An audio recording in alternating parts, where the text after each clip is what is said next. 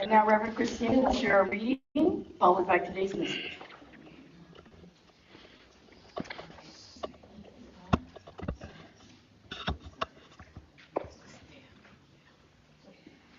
Well, the story was short, the reading is long. We Were Made for These Times by Clarissa Pinkola Estes. Beloveds, do not lose heart. We were made for these times. I have heard from so many recently who are deeply and properly bewildered. They are concerned about the state of affairs in our world now. Ours is a time of almost daily astonishment and often righteous rage over the latest degradations of what matters most to civilized, visionary people. You are right in your assessments. The luster and hubris some have aspired to while endorsing acts so heinous against children, elders, everyday people, the poor, the unguarded, the helpless, is breathtaking. Yet I urge you, ask you, gentle you, to please not spend your spirit dry by bewailing these difficult times. Especially, do not lose hope. Most particularly because the fact is that we were made for these times. Yes, for years we have been learning, practicing, been in training for, and just waiting to meet on this exact plane of engagement. I grew up on the Great Lakes and recognize a seaworthy vessel when I see one. Regarding awakened souls, there have never been more able vessels in the waters than there are right now across the world. And they are fully provisioned and able to signal one another as never before in the history of humankind. Look out over the prow. There are millions of boats of righteous souls on the waters with you. Even though your veneers may shiver from every wave in this stormy royal, I assure you that the long timbers composing your prow and rudder come from a greater forest. That long-grained lumber is known to withstand storms, to hold together, to hold its own, and to advance regardless. In any dark time, there is a tendency to veer toward fainting over how much is wrong or unmended in the world. Do not focus on that. There is a tendency, too, to fall into being weakened by dwelling on what is outside your reach, by what cannot yet be. Do not focus there. That is spending the wind without raising the sails. Ours is not the task of fixing the entire world all at once, but of stretching out to mend part of the world that is within our reach. Any small, calm thing that one soul can do to help another soul, to assist some portion of this poor, suffering world, will help immensely. It is not given to us to know which acts or by whom will cause the critical mass to tip toward an enduring good. What is needed for dramatic change is an accumulation of acts, adding to, adding more, continuing. We know that it does not take everyone on earth to bring justice and peace, but only a small, determined group who will not give up during the first, second, or 100th gale. There will always be times when you feel discouraged. I too have felt despair many times in my life, but I do not keep a chair for it. I will not entertain it. It is not allowed to eat from my plate. The reason is this. In my uttermost bones, I know something, as do you. It is that there can be no despair when you remember why you came to earth, who you serve, and who sent you here. The good words we say and the good deeds we do are not ours. They are the words and deeds of the one who brought us here. In that spirit, I hope you will write this on your wall. When a great ship is in harbor and moored, it is safe, there can be no doubt. But that is not what great ships are built for.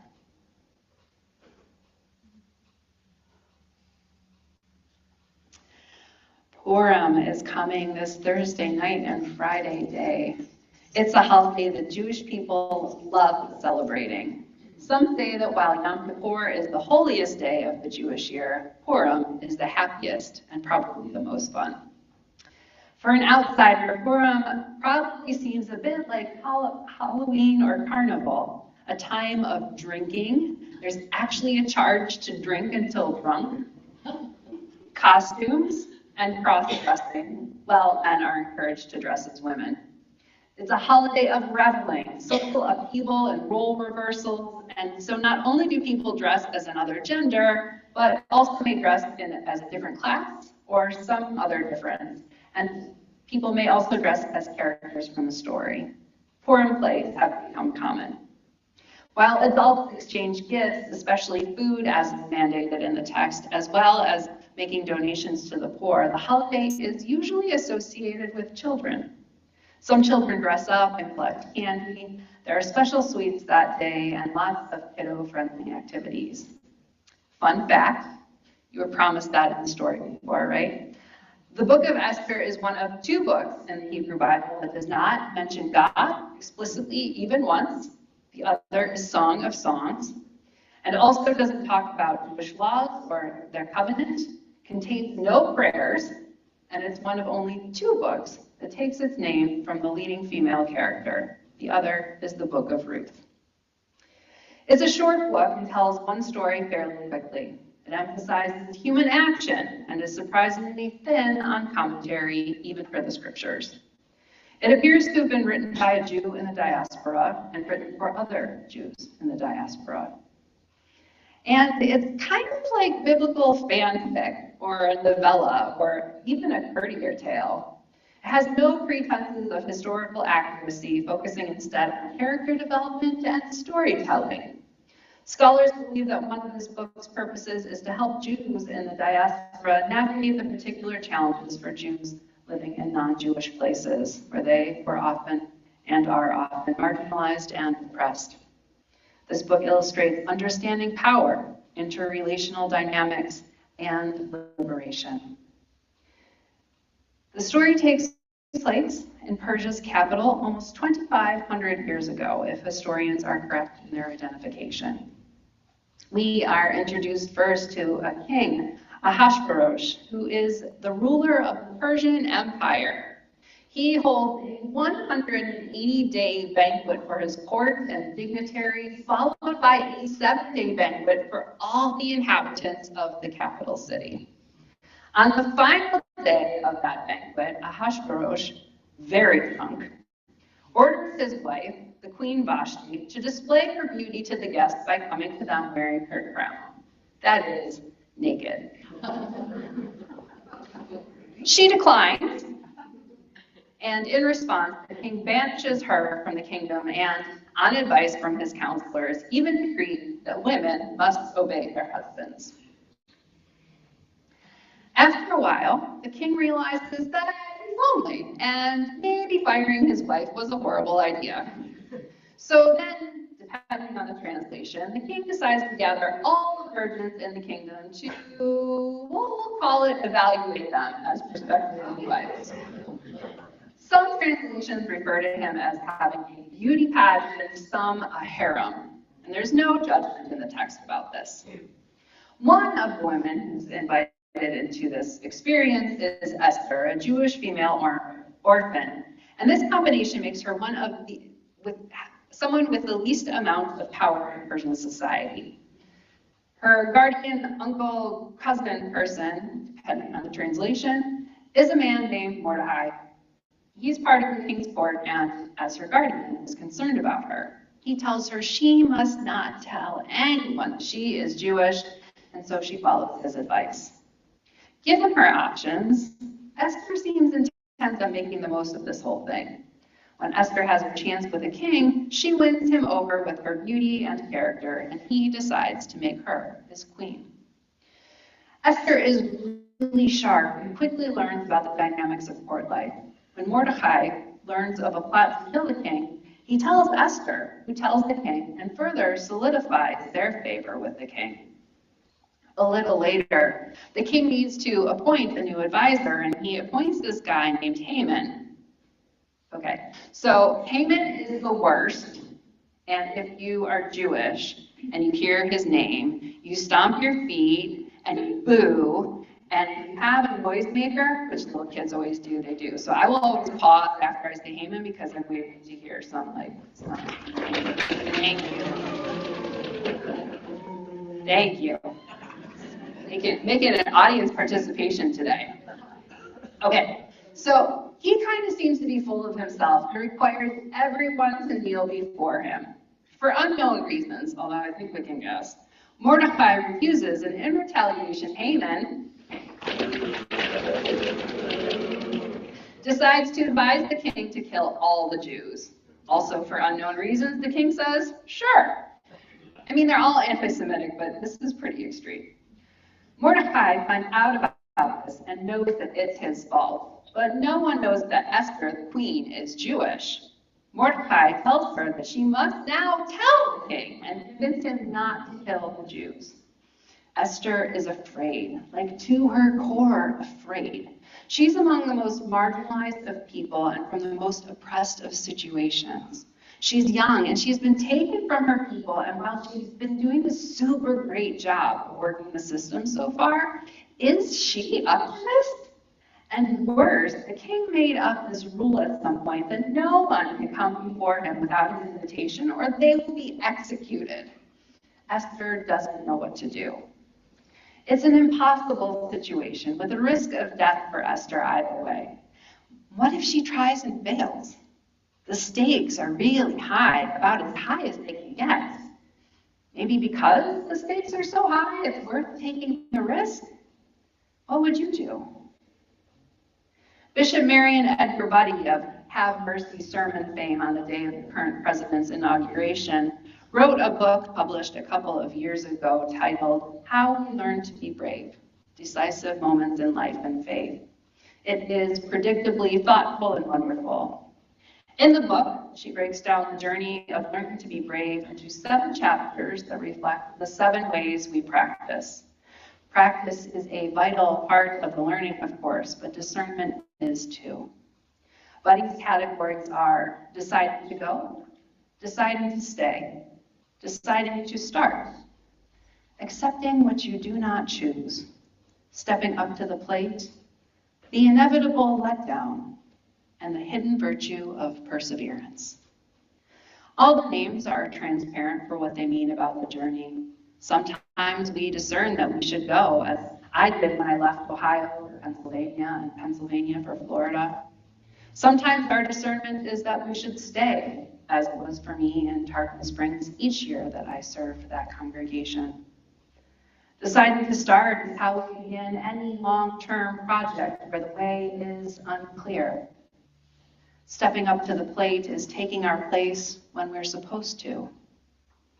The inevitable letdown is the failures that come along the way, sometimes immediately after doing something big and great and starting to think we're a little invincible. And the hidden virtue of perseverance, which I've never experienced as hidden myself, is very important to us in making it through anything that we hope to achieve. And right there in the middle, accepting what you do not choose. In my experience, that could easily be its own book. Coming on the heels of last week's service, I now know a little more about how many of you are trying to accept what you have not chosen, as we all do at times in life.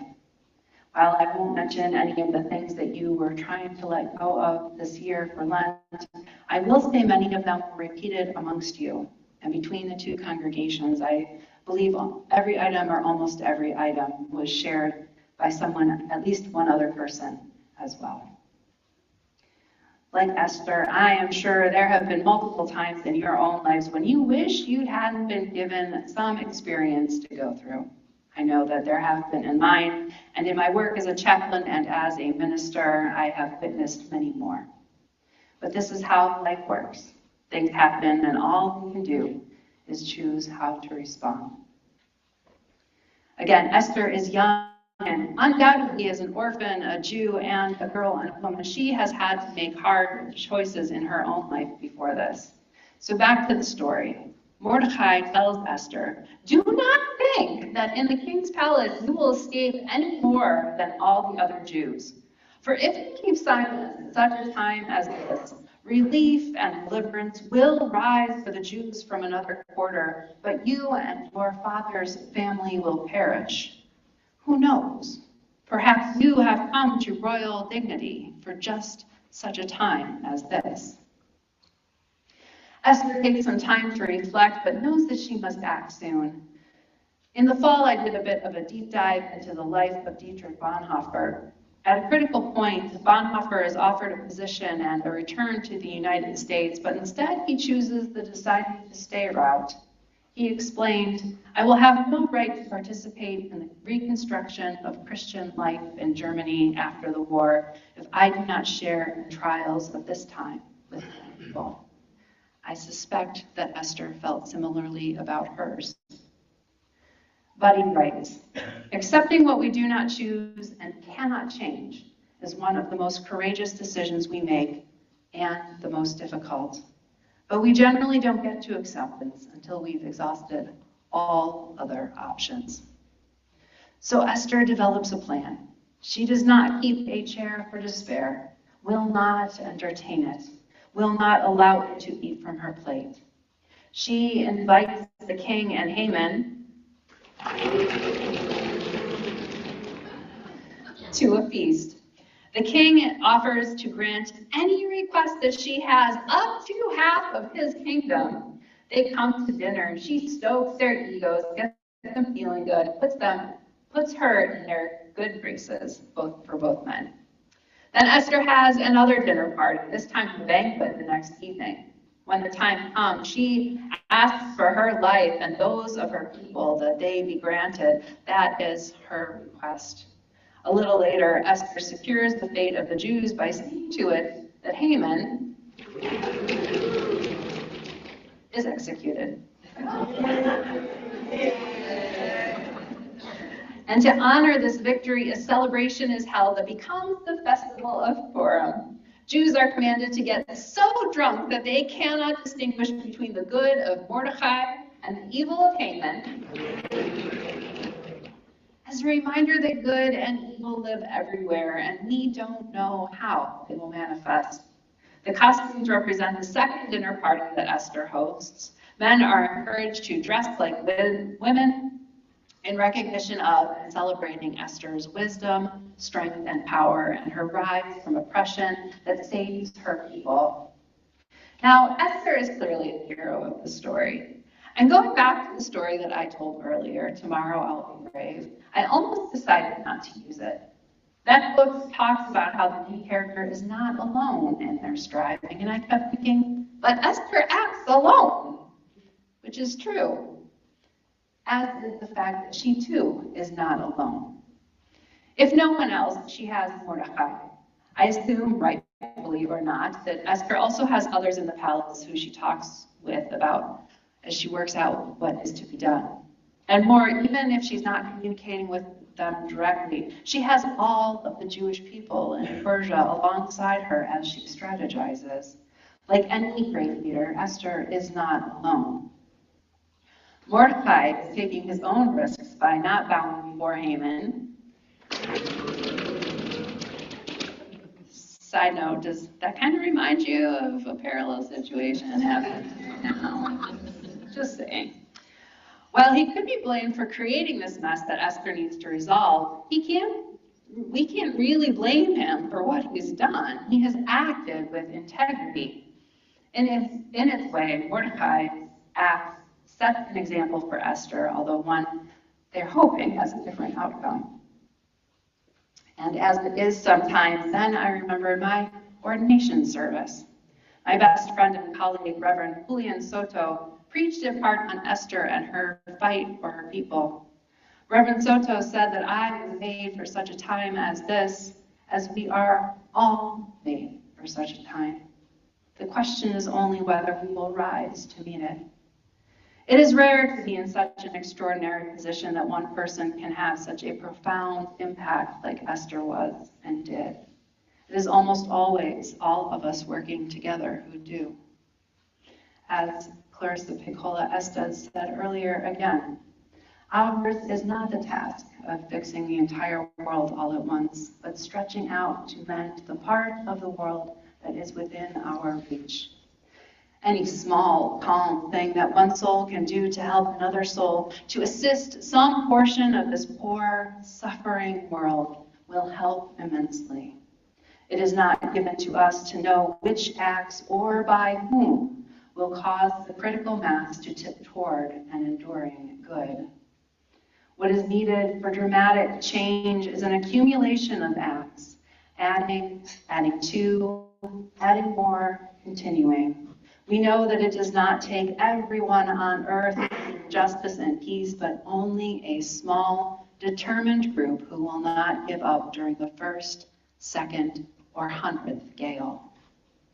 There will always be times when you will be discouraged. I too have felt despair many times in my life, but I do not keep a chair for it. I will not entertain it. It is not allowed to eat from my plate. In that spirit, I hope that you will write this on your wall. When a great ship is in harbor and moored, it is safe. There can be no doubt. But that is not what great ships are built for. As much as any of us might want to walk away, Buddy once told her colleagues, this is our time. We did not choose the circumstances in which we find ourselves. All we can do is decide how we will respond. Love is asking great things of us in this time. May we all be willing to accept what we did not choose and answer its call. If you would please rise and lift your voice in song with me for our closing hymn, When Our Heart is in a Holy Place.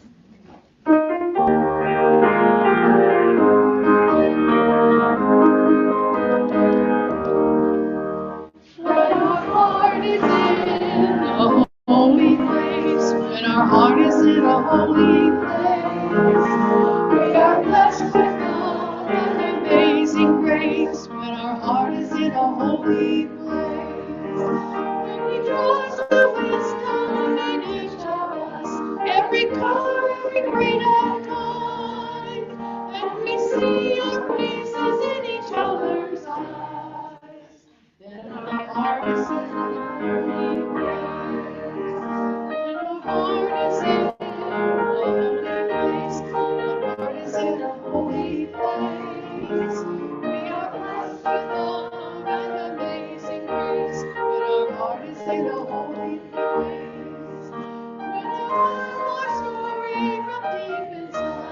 We listen and glorify, and we hear our voices in each other's prayers.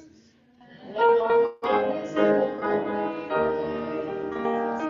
When our heart is in a holy place. When our heart is in a holy place.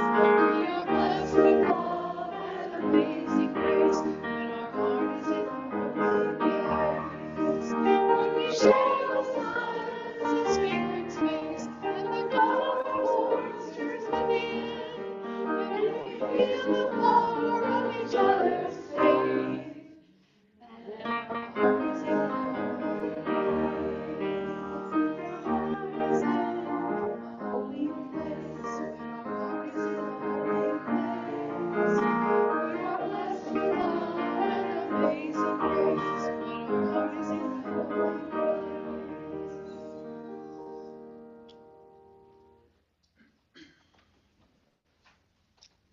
Our closing words today come from my friend and colleague, Reverend Kimberly Quinn Johnson, who is running for co-moderator of the UUA board. This is fitted for this day. We are the ones we have been waiting for. We are not perfect, but we are perfectly fitted for this day. We are not without fault, but we can be honest to face our past as we chart a new future. We are the ones we have been waiting for.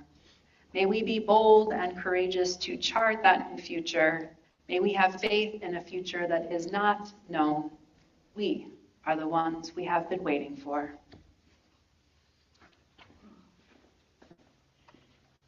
Please repeat the words on the screen as we extinguish the chalice together. And please remain standing for our final song. Congregation will be led together. We say together, we extinguish this flame, but not light and truth, the warmth of community, or the fire of commitment. These we carry in our hearts until we are together again. Please join hands or hold your hands in the air to send energy and love to all who sing we.